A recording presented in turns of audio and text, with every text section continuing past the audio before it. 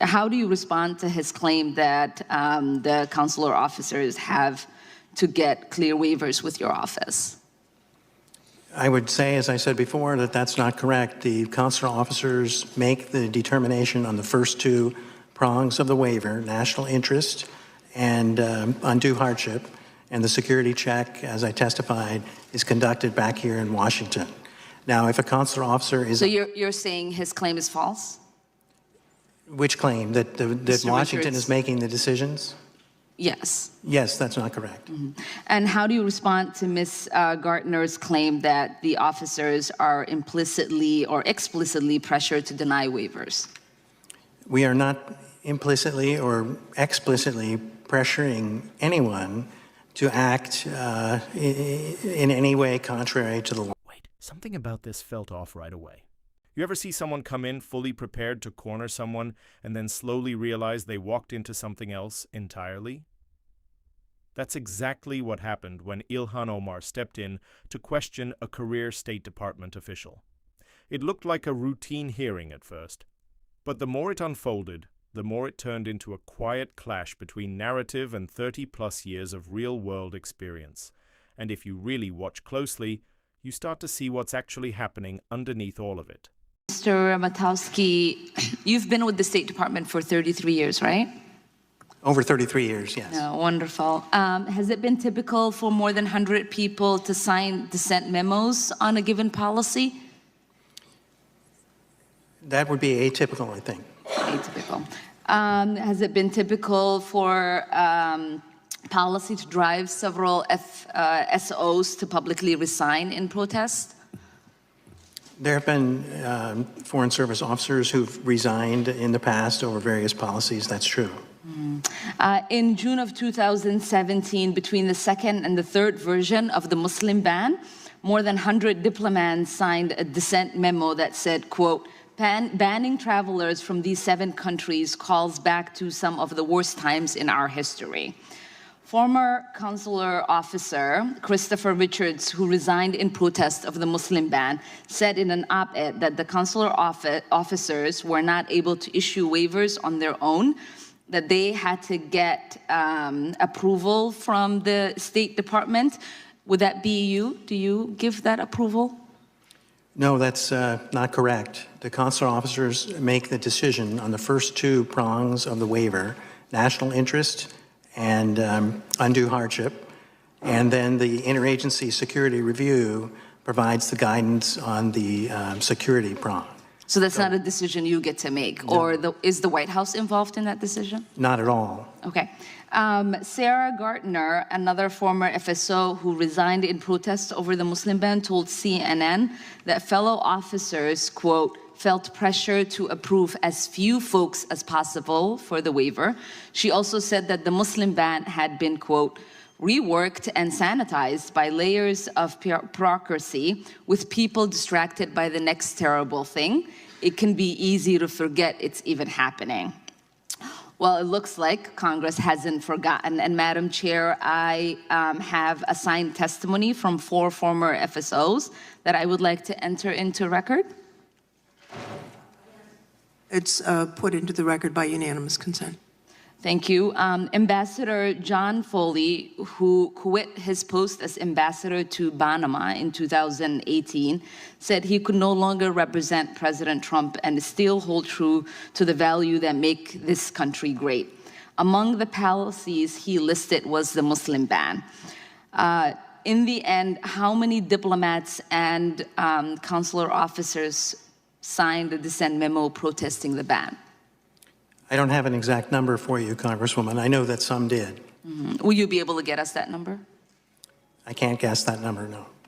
How do you respond to his claim that the consular officers have to get clear waivers with your office? I would say, as I said before, that that's not correct. The consular officers make the determination on the first 2 prongs of the waiver, national interest and undue hardship, and the security check, as I testified, is conducted back here in Washington. Now, if a consular officer is... So you're saying his claim is false? Which claim? That Washington is making the decisions?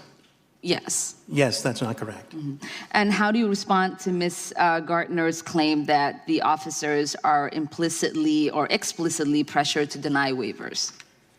We are not implicitly or explicitly pressuring anyone to act in any way contrary to the law. Okay. And how do you respond to Ambassador Foley's claim, shared by all the people who signed the memo, that the ban is a betrayal of American values? The ambassador is certainly entitled to his opinion on that. There are many, obviously it's very clear that this policy has many opponents, but fundamentally it's designed to try to keep the United States safe. And to our other two panelists, was Stephen Miller's role in formulating the 3 reiterations of the Muslim ban? What was his role? I'm not aware of any role played by Stephen Miller. And Ms. Newman?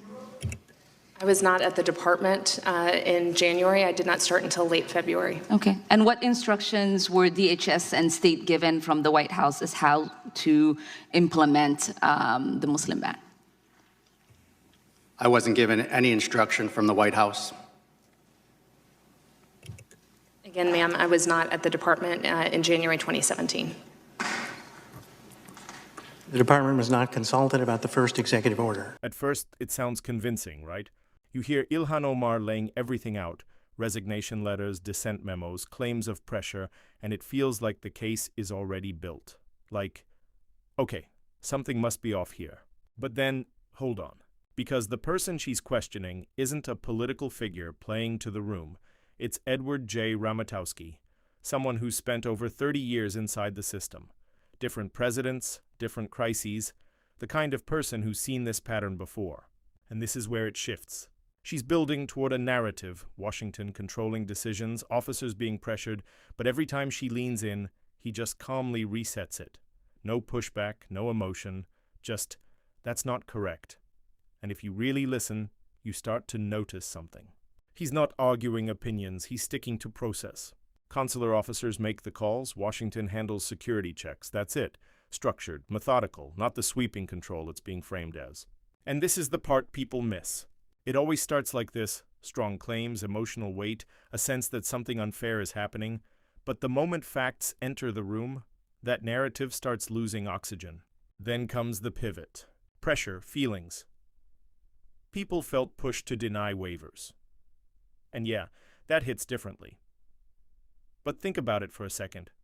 In any real system, law, business, national security, feelings don't override procedure. They just don't. And he doesn't even fight it. He just grounds it again. No one is being told to act outside the law. Then you get the big question, the one meant to land. Is this a betrayal of American values? And this is where experience really shows. Because instead of reacting, instead of taking the bait, he just acknowledges it and brings it back to reality. The policy exists for security. Simple. No performance. No escalation. And if you follow that all the way through, you start to see the bigger gap here. One side is focused on how things sound, the other is focused on how things actually work. And maybe I'm wrong, but moments like this feel very familiar. Because when someone stays calm under pressure, sticks to facts, and refuses to get pulled into emotion, that's usually the person who understands exactly what's going on. Not louder, not dramatic, just clear.